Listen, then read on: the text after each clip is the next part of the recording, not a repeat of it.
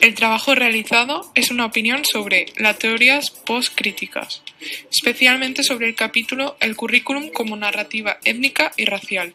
Las teorías críticas del currículo se basaron en el análisis de la dinámica de la clase, de las cuales un claro ejemplo son las teorías de la reproducción.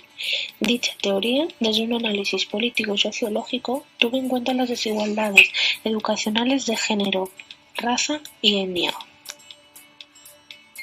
También se centraron en la cuestión del acceso a la educación y el currículo, analizando los factores de fracaso escolar en niños y niñas pertenecientes a etnias y razas que se consideran como minoritarias. Pero, ¿cuál es la realidad? La realidad es que se centraban en mecanismos sociales e institucionales, evitando así el cuestionamiento sobre el conocimiento central que ofrecía el currículo a estos colectivos. A raíz de esto surgió una segunda fase, donde los análisis y estudios postestructuralistas problematizaron los conceptos de raza y etnia, dividiéndolos en dos perspectivas: el concepto como histórico y construido en categorías raciales y la importancia política y estratégica de identificación. En la primera, la raza es considerada desde el siglo XIX como una cuestión de poder del hombre blanco hacia los países colonizados y que relacionaron a través de la historia el término con características físicas y biológicas. El concepto etnia se relaciona históricamente con características culturales como la lengua, la religión o la forma de vida. No se debe tratar el racismo como una cuestión individual, ya que esta forma parte de las estructuras institucionales y discursivas. Por eso no se puede reducir a actitudes individuales y es conveniente hablar del racismo y no del racista. Esto no quiere decir que las actitudes racistas individuales no se deban de cuestionar, pero siempre como parte de la formación social. Un currículo crítico se debe centrar en las causas institucionales, históricas y discursivas del racismo. Por otra parte, la actitud racista es producto de una mecánica de subjetividad que incluye contradicciones, miedos, ansiedades, resistencias y separaciones. Es conveniente que un currículo antirracista se centre en la psicología profunda del racismo, incluso sin ser terapéutico. El racismo es el resultado debido a la existencia de una imagen inferior de la identidad de otras personas. Esa imagen es la que provoca la marginalidad y exclusión social de las etnias o razas. La crítica cultural denuncia precisamente que el racismo no es una cuestión de verdad o falsedad, sino que se trata de una cuestión de representación que no puede estar apartada de cuestiones de poder. La representación es una construcción lingüística y discursiva dependiente de relaciones de poder. Lo opuesto a esta representación racista es otra representación realizada a través de una posición enunciativa en la jerarquía de las relaciones de poder. Se trata de preguntarse si esta imagen es cierta o hasta qué punto las propias relaciones de poder son las responsables de construir esa representación en base de una concepción inferior.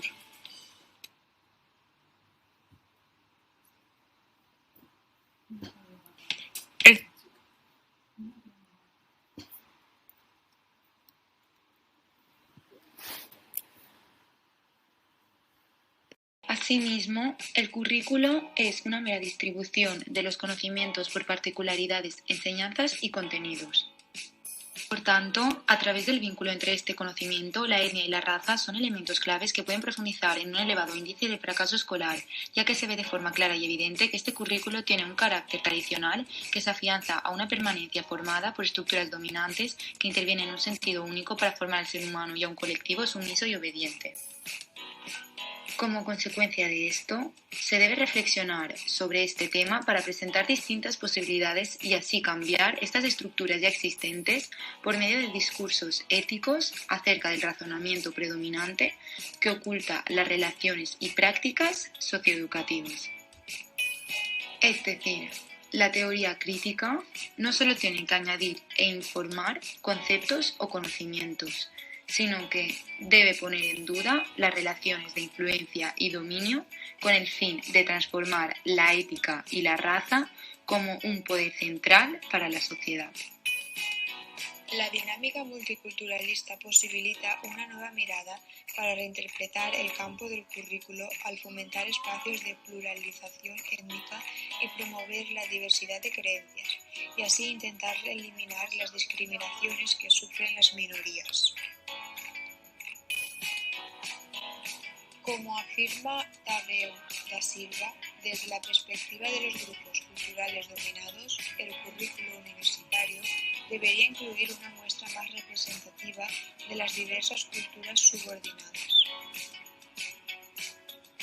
Además, no habría que olvidar la necesidad de huir del esencialismo, no solo el que aparece en sus formas ligadas a la biología, sino el que concibe la identidad como expresión de alguna propiedad cultural propia de los diferentes grupos étnicos o raciales.